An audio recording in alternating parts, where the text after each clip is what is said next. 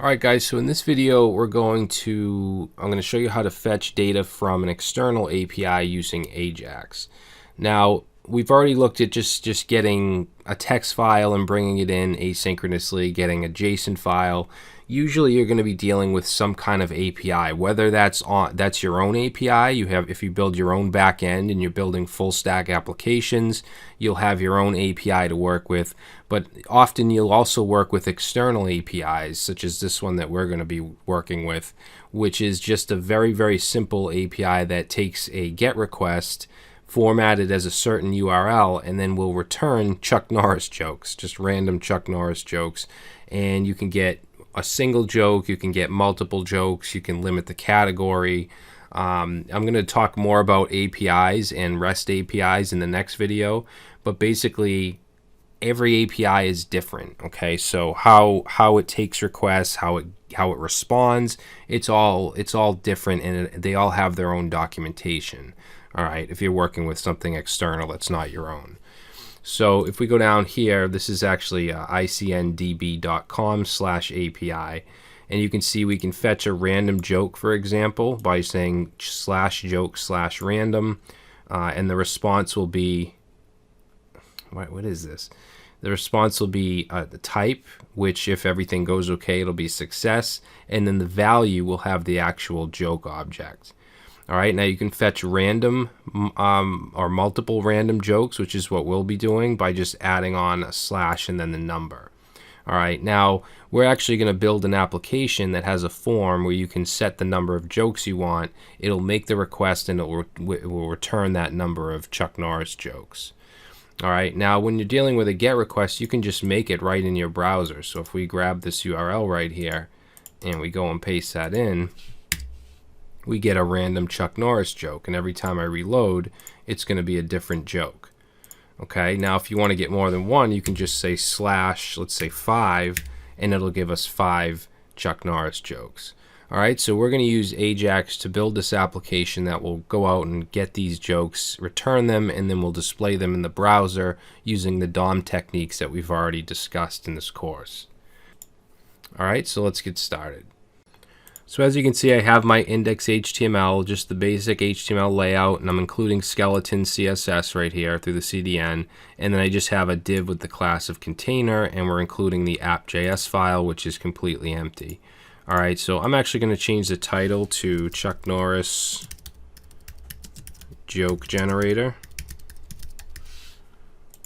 And then in the container, let's go ahead and build out our UI, which is going to be very, very simple. It's just a simple form. So let's say form. We don't need an action. Okay, in our form, we'll have a div. And in the div, we'll have a label. And this is going to be the number. So we'll say number. Or let's do number of jokes. And then under that, we'll have an input, and let's do a type of number. That way they can't enter any, letters or anything like that. And it doesn't need a name, but for the ID, we're going to say number. Okay, and that's the only actual input. Now we just need a button, so I'm going to put a div here and just put a button in. Let's give it a class of get-jokes, and then we'll just say get jokes. Okay, now we need a place for the jokes to render, so we're going to go under the form, and I'm just going to put a UL with the class of jokes and save. Okay, actually let's put in a heading right above the form, so we'll say H2 and we'll say Chuck Norris jokes or joke generator. Okay. So let's go to our app.js file, and we're going to be using DOM techniques that we've already learned. We need to first, let's grab the button because we need an event listener for when that's clicked. That's when we want something to happen. So we're going to say document.getElementById, and let's see, we gave it an ID, right? The button. No, we gave it a class, so we're actually going to use query selector. All right, so query selector, and we gave it a class, so it's going to be dot and then it's what was it, get dash jokes. Okay, we want to just add an event listener, and we want to listen for a click, and then we want to call a function called get jokes. Okay, so let's create that function.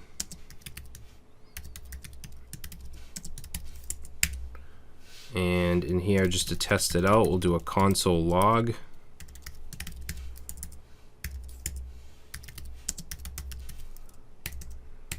All right, and let's just prevent the default behavior here. We'll just say e.prevent default. All right, so now if I go ahead and click get jokes, let's see, oh, I didn't pass in the event. Okay, so now we just get console log get jokes. So we need to grab this, whatever is put in here, we need the number of jokes. So let's go ahead and create a variable called number.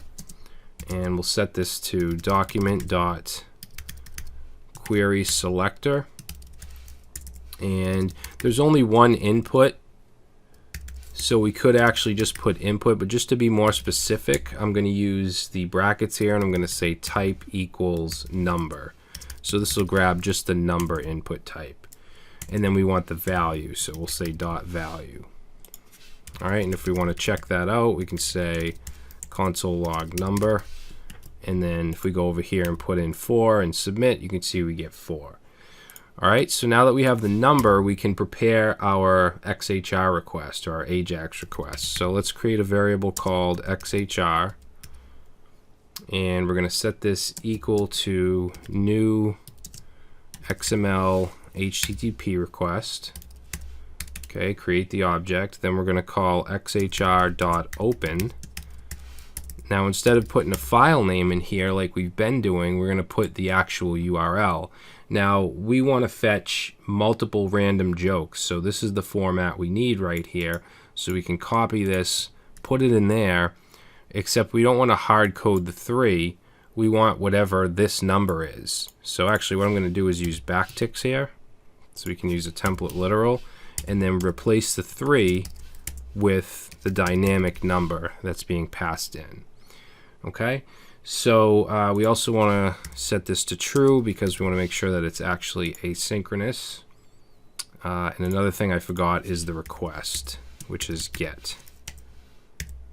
Okay, and then down here we'll do xhr.send.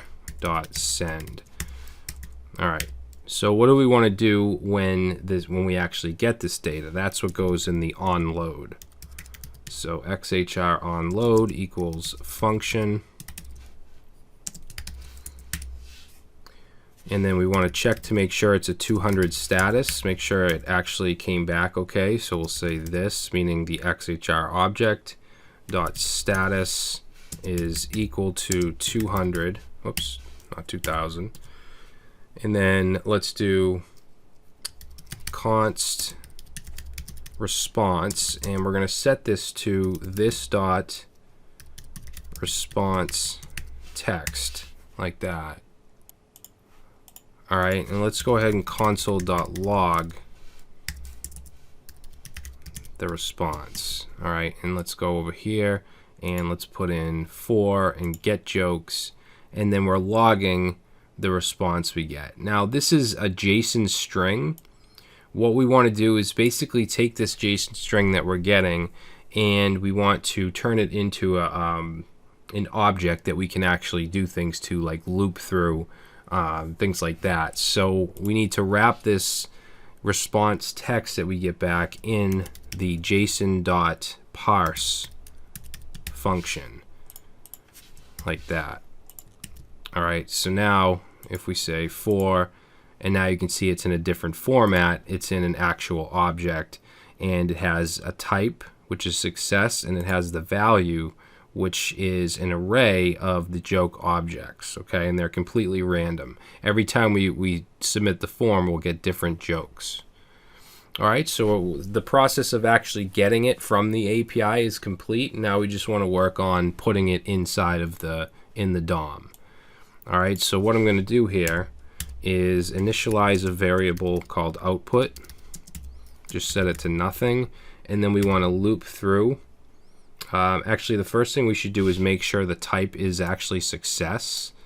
So we can say if, let's say if response dot type is equal to success, then we can continue. All right, else, let's put an else here. Else, then I'm going to set that output variable, and we want to append. I'm just going to put an li in here, and we'll say something went wrong. All right, so if it is success, then what do we want to do? We want to loop through this array and then put each iteration, each joke, inside of this output. We want to append to it, and we append using plus equals. So let's go ahead and loop through it. We'll use a for each, so we'll say response dot. Now this is important right here. I'm not going to do response for each because the response is an object. Okay, it's an object that has type and value. So we're not going to loop through an object with this type and value. We want to loop through the value which holds the array. So we're going to say response.value.forEach. And this is what I mean when I say that APIs they're all formatted differently. You might have another API that will actually return the array as the response. That way you can just say response.forEach. So it all depends on how the API is formatted. Okay, whether it's your own or whether it's an external one like this. Hopefully that makes sense. So let's go ahead and add our callback here, and for each one we'll just say joke, and then for each iteration what we want to do is take that output variable and we want to append an li. Actually, I'm going to use backticks here. So an li, and then inside of it we want the joke. So again, if we look at the value, we're going to want joke, okay, which represents the current iteration, dot, and then whatever we want here, we can get the ID, we can get the categories, which is another array, and we can get the joke. The joke is what we want, so we're going to say joke.joke. Okay, and that should do it. Now, nothing's going to happen yet. If we submit it, we need to actually insert the HTML down here. So we're going to go outside of the if statement right here, and we're going to say document.querySelector, and remember we have that output class. What was it right here? UL class jokes. So we're going to say class jokes and then .inner HTML, and we're going to set that to that output variable. So let's save. Let's go ahead and say we want 3 jokes and get jokes, and there we go. Okay, if we do 5, it'll be 5 random jokes. All right, if we do 20, get jokes, and it gives us 20. So that's our little application, and this gives you a good example of how to use Ajax to work with an external API. Now, a lot of external APIs, really intricate ones, you'll need some kind of authentication, okay? And usually that's using something like OAuth, and that can get quite complicated. I'm not going to get into that, but just know that not all APIs, public APIs, are as give you as much freedom as they do here. A lot of times you'll have to register. You'll have to actually register your application with their system so they know that, look, this application you're building is using this API, and then you have to authenticate. Sometimes you'll have a certain number of requests. For instance, the GitHub API, you'll get like, I think it's 100 requests per hour unless you go and register your application with them, and then you get an API key and you have to include that in your URL, and then you can do unlimited requests. So like I said, different rules for different APIs. All right, so that's it, guys. In the next video, we're going to talk more about APIs and specifically REST or RESTful APIs, and as well as other types of HTTP requests, because up to this point, we've only been using GET. All right, so I will see you in the next lecture.